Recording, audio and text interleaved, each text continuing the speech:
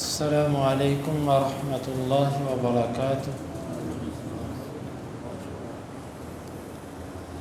سورۃ الانفال آیت نمبر 67۔ اعوذ باللہ السمیع العلیم من الشیطان الرجیم من ہمزہ ونفخہ ونفثہ۔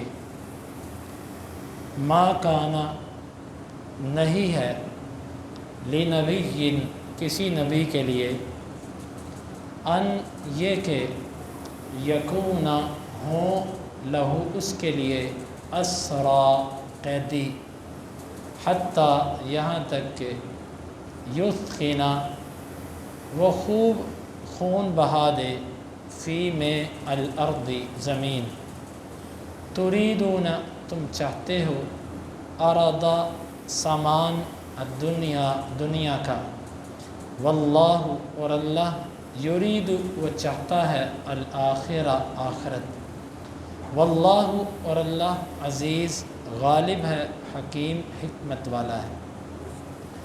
لولا اگر نہ ہوتا کتاب لکھا ہوا من کی طرف سے اللہ سبقت لے جا چکا، لمسکم البتہ چھوتا تم کو، فیما اس بات میں اخذتم جو تم نے لیا، عذاب عظیم بہت بڑا، فکلوا بس تم کھاؤ، مما اس سے، غنمتم جو تم نے غنیمت کے طور پہ حاصل کیا، حلال طیبہ پاکیزہ، واتقوا اللہ اور اللہ سے ڈر جاؤ، ان بے شک اللہ غفور معاف کرنے والا ہے، رحیم رحم کرنے والا ہے۔ ما کان لنبی ان یکون لہ اسرا کسی نبی کے لیے لائق ہی نہیں کہ اس کے لیے قیدی ہوں، حتیٰ یثخن فی الارض یہاں تک کہ وہ ان کا خوب خون بہائے زمین میں، تریدون عرض الدنیا تم دنیا کا سامان چاہتے ہو، واللہ یرید الآخرہ اور اللہ تو آخرت چاہتا ہے، واللہ عزیز حکیم اللہ غالب ہے حکمت والا ہے۔ لولا کتاب من اللہ سبق اگر اللہ کی طرف سے لکھا ہوا سبقت نہ لے جا چکا ہوتا، لمسکم فیما اخذتم عذاب عظیم البتہ جو تم نے لیا اس پر تمہیں بہت بڑا عذاب آن پکڑتا، فکلوا مما غنمتم حلالا طیبا بس جو تم نے غنیمت میں حاصل کیا اس کو کھاؤ حلال اور پاکیزہ، واتقوا اللہ ان اللہ غفور الرحیم اور اللہ سے ڈر جاؤ بے شک اللہ معاف کرنے والا ہے رحم کرنے والا۔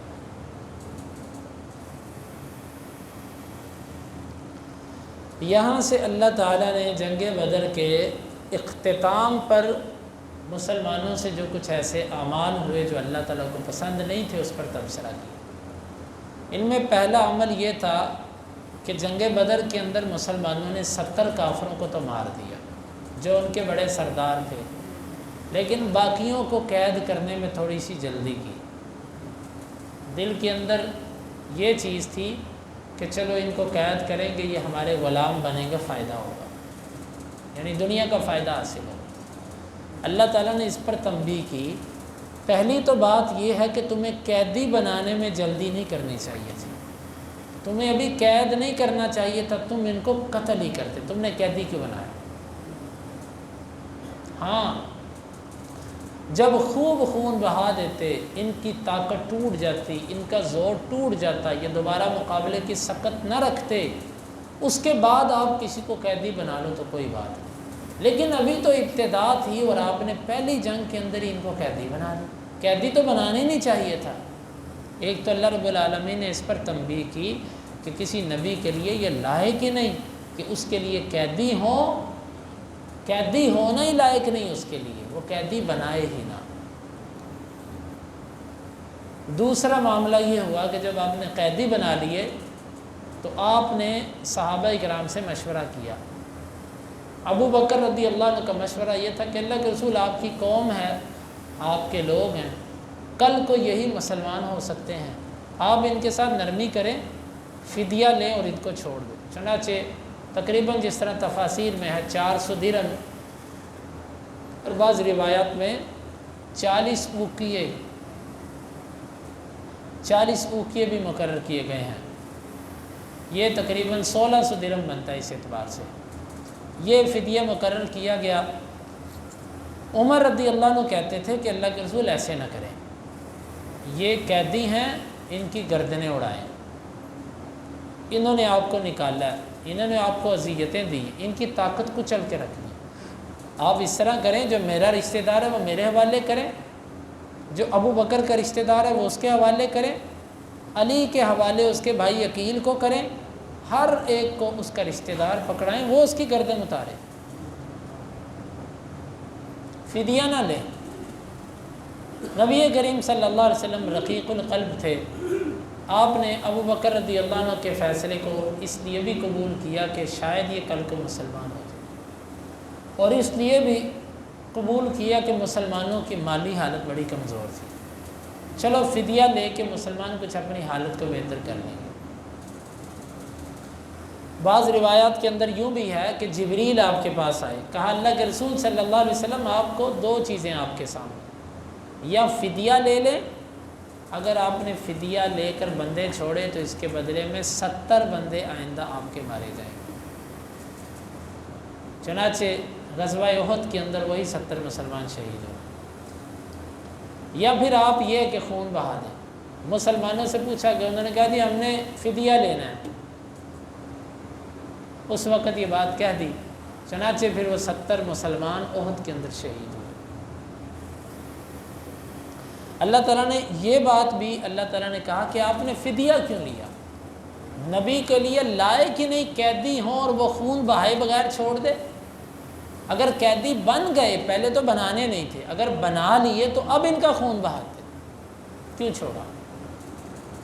یہ اللہ رب العالمین نے اس آیت مبارکہ میں فرمایا۔ اب یہاں سے تھوڑا سا عقیدے کی اصلاح کر لیجئے۔ نبی کریم صلی اللہ علیہ وسلم، حدیث کے اندر آتا ہے، صحیح مسلم کی روایت ہے، اگلے دن جب یہ فیصلہ ہو گیا، اگلے دن آئے ابو بکر اور اللہ کے نبی صلی اللہ علیہ وسلم دونوں بیٹھ کے رو رہے ہیں۔ عمر رضی اللہ عنہ تشریف لائے، پوچھا اللہ کے رسول کیوں رو رہے ہیں؟ مجھے وجہ بتائیں، رونے والی وجہ ہو تو میں بھی روں، اگر رونے والی وجہ نہیں تو میں آپ دونوں کے رونے کی وجہ سے رو۔ یہ محبت ہوتی ہے۔ کہا کہ عمر جو کل فیصلہ کیا تھا نا، اللہ نے مجھے عذاب اس درخت کے بھی قریب دکھایا کہ یہ فیصلہ کیوں کیا۔ اگر اللہ کے نبی صلی اللہ علیہ وسلم عالم الغیب ہوتے، آپ کے پاس علم غیب ہوتا، تو آپ ایسا فیصلہ کرتے جس کے بعد آپ روتے، اور جس کے بعد اللہ تعالیٰ کو یہ آیتیں اتارنی پڑتی۔ آج تو جن لوگوں کا قرآن سے تعلق نہیں، دیکھیں افسوس کی بات، نہ قرآن پڑھیں نہ قرآن سمجھیں، اور ویسے ہی اپنے پاس سے گھر پہ بیٹھ کے عقیدے بنا لیں۔ قرآن پڑھو تو صحیح، جن کا قرآن سے تعلق نہیں ان کو کیا لگے اس عقیدے سے، جبکہ قرآن کی آیات کھول کھول کے ہمارے عقیدے کو درست کرتی ہیں۔ یہ صرف اللہ کے نبی صلی اللہ علیہ وسلم کو اتنا علم ہوتا تھا جتنا اللہ تعالیٰ بتاتا تھا۔ اور اسی طرح یہ کہا جاتا ہے مختار کل، اللہ کے نبی مختار کل تھے۔ مختار کل ہوتے تو اللہ تعالیٰ یہ پوچھتا کہ کیوں کیا آپ نے ایسے۔ پھر لوگ کہتے ہیں کہ جی وہ خدا کا پکڑا چھڑائے محمد، محمد کا پکڑا چھڑا کوئی نہیں سکتا، جس کو چاہیں جو کروا دیں، جسے چاہا اپنا بنا لیا، جسے چاہا در پہ بلا لیا، یہ بڑے کرم کے ہیں فیصلے، یہ بڑے نصیب کی بات ہے۔ الفاظ تو اچھے جوڑے ہیں، لیکن اس میں مبالغہ، یہ غلو ہے، غلو، جس غلو سے اللہ کے نبی صلی اللہ علیہ وسلم نے منع کیا۔ اب آپ دیکھیں، آپ ان کو چھوڑ رہے ہیں، اللہ تعالیٰ کہہ رہے ہیں کیوں چھوڑا؟ آپ کہتے ہو کہ خدا کا پکڑا چھڑائے محمد، محمد کا پکڑا چھڑا کوئی نہیں سکتا، یہاں پر اللہ تعالیٰ کہہ رہے ہیں کیوں چھوڑا؟ یہ عقیدے کی اصلاح ہوتی ہے۔ قرآن مجید کو اگر ہم پڑھیں گے تو پھر ہمیں سمجھ آئے گی۔ اور اللہ تعالیٰ یہاں سے ایک اور بات بھی سمجھ آتی ہے، جتنے شریعت کے احکام ہیں اس میں اصل حکم اللہ تعالیٰ کا ہوتا ہے۔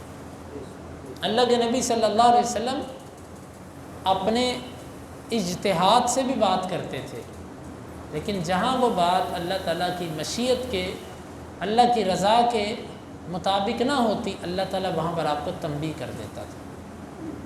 یعنی کہ مطلق شارع آپ بھی نہیں ہے، شریعت اللہ کی ہے۔ جب اللہ کے نبی صلی اللہ علیہ وسلم اللہ کی رضا کے بغیر دین میں کوئی چیز خود داخل نہیں کر سکتے۔ آج کا مولوی کون ہوتا ہے 12 ربیع الاول اور محرم اور اسی طرح رجب اور ان مہینوں کے اندر رسومات بنانے والا، یہ کون ہوتے ہیں؟ کسی کی دین کے اندر کیا حیثیت کے جی فلاں امام صاحب، فلاں پیر صاحب، فلاں بزرگ، فلاں مجتہد، جب اللہ کے نبی ایک کام کرے اور اللہ کی رضا نہ ہو تو اللہ تعالیٰ روک دے، تو یہ امتی کون ہوتے ہیں؟ ان کے پاس یہ اتھارٹی اور یہ اختیار کہاں سے ہے؟ جی امام صاحب نے کہا، بھائی امام صاحب کون ہے؟ ایک امتی ہے نا، ان کی بات تو حجت نہیں ہے، حجت تو اللہ اور اس کے رسول کی بات ہے۔ تو یہ سب عقیدے کی اصلاح ہے جو اس آیت مبارکہ سے ہوتی ہے۔ اللہ تعالیٰ نے فرمایا کہ تم دنیا چاہتے ہو، دنیا کا مال لینا چاہتے تھے، یعنی کہ مال غنیمت مل جائے، اور میں چاہتا تھا کہ مال غنیمت چھوڑ دو، ان کو قتل کرو، میں تمہاری آخرت کی بہتری چاہتا تھا۔ اگر یعنی کہ اللہ تعالیٰ چاہتا تھا کہ ان کی طاقت ایک ہی جنگ میں ساری ختم کر دو، آئندہ یہ آئے نہ۔ چنانچہ ان کے جو سردار بچے پھر وہ احد میں بھی آئے، پھر وہ خندق پہ بھی آئے، اور پھر صلح حدیبیہ پہ بھی آئے، سب معاملات ہوئے۔ اللہ تعالیٰ چاہتا تھا کہ کچل دو ان کو، ختم کر دو، کیونکہ یہ سارا کچھ تو بدر میں اٹھا کے لے آئے تھے۔ تم دنیا چاہتے ہو، دنیا کا سامان، اللہ آخرت چاہتا ہے، اور اللہ غالب اور حکمت والا ہے۔ لولا کتاب من اللہ سبق، اگر اللہ کی طرف سے لکھا ہوا سبقت نہ لے جا چکا ہوتا۔ یہ لکھا ہوا کیا ہے؟ اس کے بارے میں مفسرین کے 6 کے قریب اقوال ہیں کہ کیا لکھا ہوا تھا۔ اس میں سب سے زیادہ جو معروف بات ہے نا وہ یہ ہے کہ اللہ تعالیٰ نے یہ لکھ دیا تھا کہ پہلی امتوں پر مال غنیمت حلال نہیں، اس امت کے لیے مال غنیمت حلال میں نے کر دیا۔ اگر اللہ تعالیٰ نے یہ مال غنیمت حلال نہ کیا ہوتا تو جو تم نے ان سے فدیہ لیا تھا، اس لینے پر اللہ کا عذاب تم پر آ جاتا۔ لیکن چونکہ تم نے ایک حلال چیز لی ہے، اگرچہ اللہ کا چاہتا یہ تھا کہ ابھی یہ کام نہ کرو، لیکن کیا تم نے حلال ہی ہے، اس لیے اللہ نے کچھ نہیں کہا۔ ایک بات یعنی کہ اگر مال غنیمت کا حلال ہونا نہ لکھ دیا گیا ہوتا تو تم پر عذاب آ جاتا۔ دوسرا اس کا جو مطلب بیان کیا جاتا ہے وہ یہ ہے کہ بدر والوں کو اللہ نے فرمایا کہ تم سب کے سب جنتی ہو، بدر والوں کو معاف کر دیا اللہ تعالیٰ نے۔ اگر یہ بات لکھی نہ جا چکی ہوتی اللہ تعالیٰ کے پاس کہ بدر والوں کو میں نے معاف کر دیا، تو یہ بدر والوں نے جو فیصلہ کیا اس پر عذاب آ جاتا۔ اور بعض نے اس کا یہ معنی کیا ہے کہ اگر اللہ تعالیٰ کے علم میں یہ بات نہ ہوتی کہ ان قیدیوں میں سے بھی کئیوں نے مسلمان ہو جانا ہے اور ان کے بچوں نے بھی مسلمان ہونا ہے، اگر یہ اللہ نے نہ لکھ دیا گیا ہوتا، نہ لکھا ہوتا تو اللہ تعالیٰ اس پر بھی تمہیں عذاب دیتا۔ لیکن چونکہ اللہ تعالیٰ لکھ چکا تھا کہ یہ مسلمان ہوں گے تو ایسا ہونا تھا، اس لیے اللہ تعالیٰ نے تمہیں معاف کر دیا۔ اور بھی توجیحات ہیں، یہ تقریباً اسی کے اندر ہی باقی اقوال بھی داخل ہو جاتے ہیں، سب اقوال تقریباً متقارب ہیں، پہلے والا معنی زیادہ واضح ہے۔ اگر لکھا نہ جا چکا ہوتا اللہ کی طرف سے جو سبقت دے جا چکا ہے، لمسکم فیما اخذتم عذاب عظیم، جو تم نے مال لیا اس پر تمہیں بہت بڑا عذاب آ کے چھوڑا۔ اب آپ دیکھیں یہ رب ہے، وہ جس سے جیسے چاہے بات کرے۔ اللہ کے نبی صلی اللہ علیہ وسلم کو خطاب کیا جا رہا ہے، وہ رب ہے نا، مالک ہے، وہ بادشاہ ہے۔ اور بعض نے اس کا یہ مطلب بھی بیان کیا کہ جب تک نبی کسی قوم کے اندر ہو اللہ عذاب نہیں بھیجتا، یہ لکھا جا چکا ہو تو اللہ کے نبی صلی اللہ علیہ وسلم موجود تھے، اس سے عذاب نہیں آیا۔ یہ سب توجیحات ٹھیک ہے۔ اب مسلمانوں کو اس بات پہ تھوڑی سی سرزنش کی گئی کہ تم نے کیوں لیا فدیہ۔ اب مسلمان ڈر گئے کہ پتہ نہیں اس فدیے کا کیا حکم ہے ہمارے لیے، یہ ہمارے لیے لینا درست ہے کہ نہیں ہے۔ اللہ تعالیٰ نے آگے فرمایا فَكُلُوا مِمَّا غَنِمْتُمْ حَلَالًا طَيِّبًا، اب جو غنیمت تم نے لے لی ہے نا، ہے یہ حلال، ہے یہ طیب، کھاؤ، کوئی عرض نہیں، اس کو استعمال کرو، ہے یہ حلال اور طیب۔ حلال کا مطلب ہوتا ہے کہ حلال کا تعلق ہوتا ہے ذرائع آمدن سے، بعض دفعہ حلال کا تعلق ہوتا ہے کہ جس طریقے سے چیز آپ کو پہنچی ہے وہ طریقہ جائز تھا کہ ناجائز، اگر وہ طریقہ جائز ہے تو حلال، اگر وہ طریقہ ناجائز ہے تو حرام۔ اور طیب کا تعلق ہوتا ہے چیز کے ساتھ کہ وہ چیز جو تم تک پہنچی ہے وہ نافع ہے کہ ضار ہے، اگر تو نفع دینے والی ہے تو طیب ہے، اگر وہ نقصان دینے والی ہے تو وہ پھر وہ خبیث ہے۔ تو حلال بھی ہے، جو طریقہ غنیمت جہاد کے ذریعے آیا وہ ٹھیک ہے، اور جو فدیہ آیا وہ بھی طیب ہے، حلال بھی ہے اور طیب بھی ہے۔ واتقوا اللہ، اور تم اللہ سے ڈر جاؤ، ان اللہ غفور الرحیم، بے شک اللہ تعالیٰ معاف کرنے والا رحم کرنے والا ہے۔ اللہ تعالیٰ سے دعا ہے اللہ تعالیٰ ان آیات کو سمجھنے کی اور عمل کی توفیق عطا فرمائے۔